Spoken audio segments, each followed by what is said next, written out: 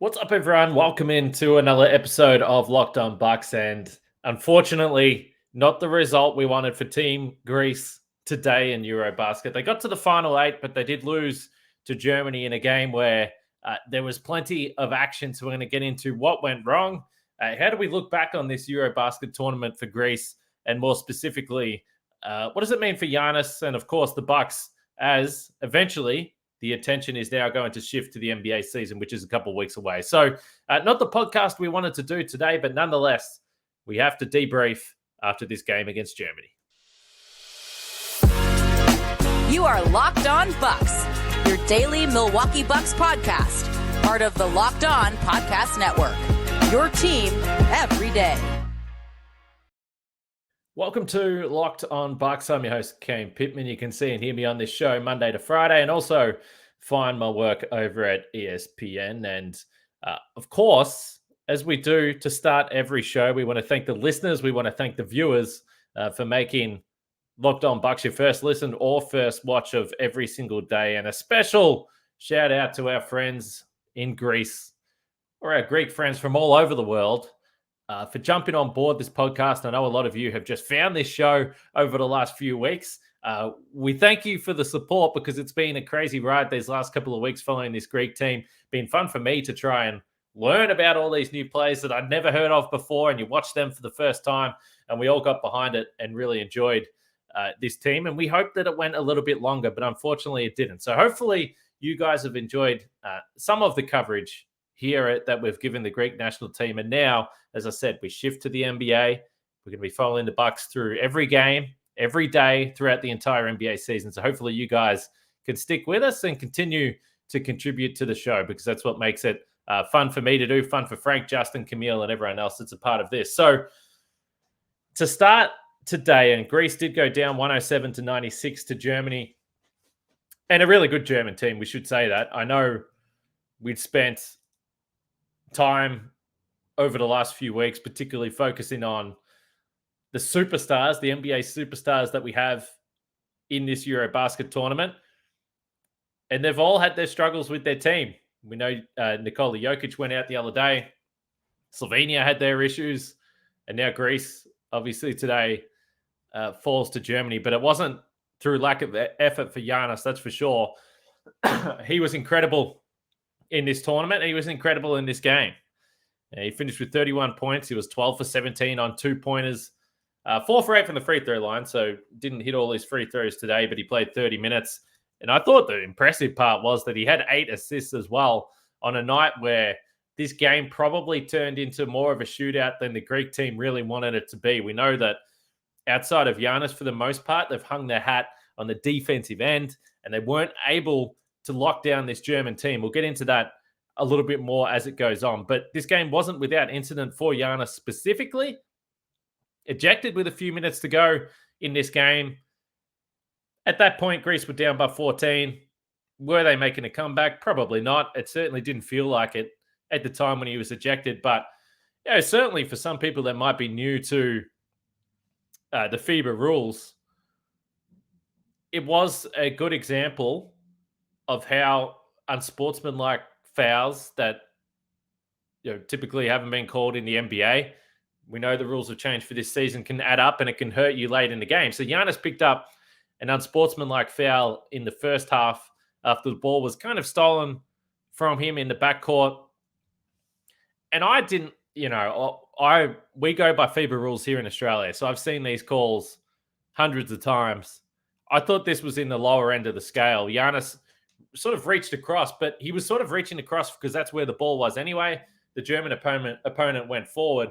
And what typically happens in these scenarios is the player with the ball will throw their head back or throw their arms back to insinuate that they are being held back. I thought on replay, Giannis did a pretty good job of getting his hand out of the cookie jar. I don't think he really held him back. The guy was going to get an open layup or dunk either way. So I thought it was probably a harsh, unsportsmanlike foul. Again, I don't think Greece were coming back to win this game. But then later on in the night, when frustrations did boil over a little bit, Giannis caught one of the German players on the head. I don't think it was an intentional swinging arm to his head, but certainly got him pretty flush on the nose. It would have hurt, There's no doubt about that. That was his second unsportsmanlike, and he had an early shower in this one. So disappointing end to EuroBasket for Giannis from that point of view. Not only the loss, but not being out on the floor as the tournament came to a close. So that was a shame. It was a shame because of everything that Giannis has put into this tournament. Clearly the passion that he had. And he finishes with 29.3 points per game, leading the tournament in scoring. He'll probably be leading the tournament in scoring at the end of it as well. And I just thought it was interesting to look at the body language of Giannis throughout this game. We've spoken a lot and we've heard a lot from people that have jumped into YouTube comments that there is a genuine passion for Giannis playing for Greece in these tournaments. And we know that he said before that, winning a gold for Greece would mean more than anything. We hear that a lot with certain players, and it's because playing for your country really does mean something. I also think that he carried a significant weight on his shoulders, and this is just my opinion from the outside, because he has done everything else. He's won an NBA championship. He's won a finals MVP. And this is one of the things that he hasn't done. And Greece did come into the tournament, one of the favorites, so certainly a medal chance, purely because of Giannis. And I spoke about on yesterday's show that there was a belief from some of the Greek fans that thought that this team would be really competitive without Giannis. I said that I don't really buy that. I still don't buy that after today. I think we saw the offensive limitations of this team really come to the forefront, particularly shooting the ball. And they just didn't have a secondary scorer that they could really lean on. It was all Giannis in the first half that was keeping Greece's head just above water. And you looked at the German team and they had Dennis Schroeder and then they had Franz Wagner as two guys that they could heavily lean on and two guys that they'd heavily leaned on throughout the tournament. So there was a significant weight on Giannis's shoulders. I'm sure he's feeling really disappointed. And I'm sure this is going to fuel him for whether it's the World Cup next year, where Greece is still in a pretty good position to qualify for. And I would assume if we know Giannis and he's healthy and can play, that he's going to try and go back to the World Cup next year, which is in Japan, the Philippines, and Indonesia as well. I'm going to be there. I'll be working. And I'm sure that he's going to want to go straight back to the well and try and get this medal for this Greek national team. And it's a shame. It's a shame because we saw the whole family. They wear their emotions very visibly. And Kostas, after the game, was extremely emotional. Thanasis was consoling him a little bit. Kostas obviously didn't play a big part throughout EuroBasket, had that knee injury early in the tournament, or it might have been prior to the tournament, but he really didn't have a big impact. Thanasis probably didn't have his best tournament. But it means a lot to the family to represent Greece and to try and win a medal. So it's a shame that this is the way that it fell. They were only a game away after this, one more win away for playing off for a medal. So we were hoping that was going to be the case. But the one thing that we do know, this was an incredible tournament from Giannis. And I have no doubt, as I said, that he's going to try and come back. And my prediction would be that he will play for Greece in the World Cup next year. And then, you know what comes the year after that? It's the Olympics. So that's the one consolation for Greek fans. Plenty of opportunities to hopefully see Giannis play in the blue and white for Greece moving forward. A few more specifics from this game coming up here in just a little bit after I talk about our friends at betonline.net. betonline.net is your number one source for all pro and college football betting needs and sports info this season. Find all the latest Football League developments, game matchups, news, and podcasts, including this year's opening week's games, which we saw the other day. And the Packers obviously didn't have a win there, but will they bounce back? Go to betonline.net and you can find all the odds. And there's individual props as well, so you can get behind stats for Aaron Rodgers perhaps, and other players there if you want to get behind the pack. BetOnline is also your continued source for all sports wagering information across multiple sports. So baseball, Brewers are still in a race right now, MMA, boxing, golf, and of course, what we care about on this show, the NBA. Preseason just a couple of weeks away, as we mentioned. So head to the website today or use your mobile device to learn more about the trends and action. That's BetOnline, where the game starts. All right, Steph Curry, Kevin Durant, LeBron James, Giannis Antetokounmpo. Which NBA player moves the betting line the most this season? Locked On and BetOnline odds makers present the NBA top 50 most valuable players starting on September 19th. Find it on Locked On NBA, wherever you get your podcasts, and on YouTube. As far as the NBA top 50 players, you may be curious to see what other Bucks players would make the top 50. I would assume that Chris Middleton and Drew Holiday would be locks in that top 50, but go check it out. That is the Locked On NBA top 50, wherever you get your podcasts or on YouTube. All right, this game overall, I mentioned a little bit earlier that it's just my opinion, but I don't think Greece wanted to get into a shootout. The 107 points scored by Germany, by far and away the most points Greece had given up through this tournament. Previously to that, it was the 88 points scored by the Czech Republic a couple nights ago, and that was a game that Greece really had to battle to the end. So I would say that this Greece team, outside of Giannis, who was able to keep the offense ticking over because he was getting 30 points per night, but he was also shooting the ball really well from the free throw line. So he was getting 3 points there. He was averaging over 10 free throw attempts per game. And that kept the scoreboard ticking. But this was a team that overall I felt battled to get to 85 plus points. It never really felt, outside of the transition game, outside of getting the ball in Giannis's hands going downhill, that they were able to score easily. And that was why I had a concern throughout this tournament that they were going to struggle to score or keep up with the teams that have more high-end / NBA talent. And I think we saw that against Germany, but it was also a perfect storm of shooting. Greece, 9 for 29 from three, so around that 30% mark again, where they've been for most of the tournament. Unfortunately, Germany was 17 for 31, and they started this game on absolute fire. And I actually thought that it was really impressive that Greece were able to weather the storm, largely by Giannis and what he was able to do and the scoring that he was doing in this game. But they also just got some threes, some valuable threes early in the game. Tyler Dorsey hit his first two, and they just needed to stay in the game. And it was actually miraculous that they led 61 to 57 at halftime. And you think about me saying that this is a team that struggled to score. They put up 61 points in the first half. And again, Giannis was a big part of that. But they were able to just hit timely shots in this game. And even if you look at the team stats right across the board, Greece led the points off turnovers, led the fast break points. Overall, they led points in the paint 44 to 28 in this game. So a number of the factors that generally provide success for this Greece team were in their favor by the end of the game, but they just couldn't overcome the three-point barrage from this German team. Germany 17 for 31. So overall, Germany 51 points from the three-point line to Greece 27. In a FIBA game where you're talking about 10-minute quarters, being outscored by 24 points at the three-point line is going to come back to bite you. And in some ways, it felt, again, and we always reference the Bucks. This is a Bucks podcast. It felt a little bit like Game 7 against Boston. It wasn't necessarily the wide open threes that they were shooting like the Celtics were against the Bucks, but it just felt like they couldn't miss. Franz Wagner and Ops, they were 10 for 14 together. They were both 5 for 7. And then Dennis Schroeder, 3 for 6 on the night. This is a man that was shooting 22% from three-point line in the tournament coming in. He hit a couple early when the barrage was really on.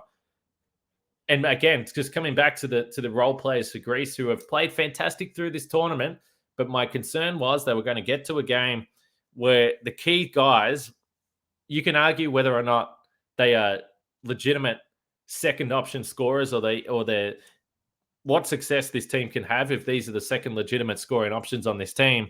And they didn't quite deliver on this game. Kalathis, who hit timely threes against the Czech Republic a game before, he was 0 for 4 in this game from three. Slukas was 1 for 4 from three. And the three was an incredible half-court heave to beat the buzzer, to give Greece that 4-point lead heading into halftime. But that was the only one he hit for the night. And I mentioned Tyler Dorsey. He was 2 for 7. Hit his first two, sorry. He finished 2 for 7. So it really, really dried up. And even as I was sitting there at halftime and Greece had the lead, I was surprised that they were able to get there. And again, it comes back to Giannis and what he was able to do. But the start of the third quarter was just absolutely disastrous in this game. Absolutely disastrous. They were outscored 18-1 to start the quarter. That 1 point came from a Giannis free throw. But they went 6 minutes without scoring a field goal. And by that point, it felt like the game was over. So they weren't able to get the easy points. Greece continued to hit shots, which limited Greece's ability to get out in transition and get those easy points, and for Giannis to get downhill and find that freedom. So things really got bogged down on the offensive end, and from there you saw the frustration starting to build. So I don't know what Greece could have done defensively in this game, because even as I was watching the first quarter, I thought the defense was decent. I mean, you could understand what the plan was. I mentioned Dennis Schroeder, who hit those 2 threes. Greece were definitely going under the screens. They were giving him plenty of space and basically deciding that they didn't want him to get downhill and get into the paint. It's a fine strategy. He's not a great shooter. He was shooting him from well behind the 3-point line. So I thought that was fine. The other thing that was interesting was just with Papagiannis, and we spoke about what role he can play on this team, and it was interesting to get some of the feedback from Greek fans that have watched him play a hell of a lot more than I have. And, Frank pointed to the fact that it really makes things difficult offensively for the Greek team when Papagiannis is on the floor. I've been told that he's a decent jump shooter, that he can shoot the mid-range. I don't know whether the range extends out to the 3-point line, but we didn't see any of that in this tournament. He didn't look like a guy that was looking to shoot from out there. He didn't look like he was in the positions in the floor to shoot jump shots. So he just clogged things up a little bit. And then defensively, I don't know whether this German team, despite the fact they had size, and they did have Daniel Theis out there as well, who's an NBA center. Obst, who I mentioned, is a bigger player, and Franz Wagner at the 3. So they had size, but did they actually have anyone that was going to threaten the paint? Did you need to have Papagiannis out there as well with Giannis? Papagiannis played 16 minutes in this game. He was minus 13 in that stretch. Now, some of the plus-minus numbers across the board didn't look great. I mean, I think Giannis was even a minus 18 or somewhere in that mark. That might not be exactly right, but he was around a minus 18. So the numbers didn't look great for anyone. But those minutes where Papagiannis was on the floor, he only played 16 and they didn't go well. So I do wonder whether from the outset there was a possibility to have a bit of a lineup change. And do you try Costas? Do you go even smaller and put one of the other players on the floor and just play Giannis at the 5 and say, well, look, Daniel Theis, are you really going to beat us in the paint? I don't think so. Because as I mentioned, overall, 44-28 in the paint in Greece's favor. So I don't think there was a large threat there. And I just wonder whether that, to start the game, was problematic. Because you look at the very first possession of this game, they put Papagiannis in repeat screens, trying to get him out to the perimeter and take advantage of him. He was trying to play drop coverage. He was trying to hang back, give them space. They started knocking down those threes, and then they were away from there. So I think overall, this German team is just extremely talented. We should give them a significant amount of credit for what they were able to do in this game. But certainly if you're a Greek fan or a Giannis fan or a Bucks fan, it was a disappointing end to this game. And geez, you just wanted them to get cold, but they just didn't do it throughout this one. So unfortunately, a loss for Greece. EuroBasket comes to an end. One other note in this game that we saw play out, Dennis Schroeder was also ejected from this game. We've spoken a lot about him over the last couple of days, and I had to laugh. I got a few tweets from Bucks or Giannis fans saying, yeah, I don't think Dennis Schroeder is going to be coming to Milwaukee anymore after today. It was fascinating. There was a high level of passion involved in this game from both teams, I thought. The crowd was incredible. And overall, I just thought it was a really entertaining game to watch, despite the fact it wasn't the result that we were looking for. But Dennis Schroeder got ejected late in this game. I was trying to look if there was any fallout after the game in terms of media, in terms of stories that might have followed on from this game, and I couldn't quite see anything. But it did look like Dennis Schroeder was having some words with Josh Oppenheimer, the Bucks assistant coach and Greek team assistant coach on the sideline. And Josh was sort of half being held back, but they were having some words with each other. It looked like, and I couldn't tell from the camera angle, perhaps Thanasis maybe said something to Schroeder as he was getting ejected. Schroeder was calling someone a clown. It might have been the official for giving him the second tech, but it was also kind of in the direction that Thanasis was. So definitely some tempers flared there, and I'm not sure whether there's any love lost between Dennis Schroeder and the Greek national team, that's for sure. And also, we should say, Giannis has obviously had history with Mo Wagner, and also had some pretty serious battles over the course of his career against Daniel Tice with those Boston Celtics teams as well. So, yeah, I think there was definitely some emotions in this game. I don't necessarily think that these two teams like each other, but what I will say again, as I've said the whole time, the passion from the crowd was absolutely insane. It was an atmosphere that I wish I could have been in. And it was also just an atmosphere that I wish we could have seen carry on for a few more games for this Greek team. But it's not to be. That'll do it for now in terms of our post-game coverage of the Greek national team. Like I said, hopefully we see more of this, and next offseason we can do the same thing. But stick with us because we're going to turn our attention back to the NBA.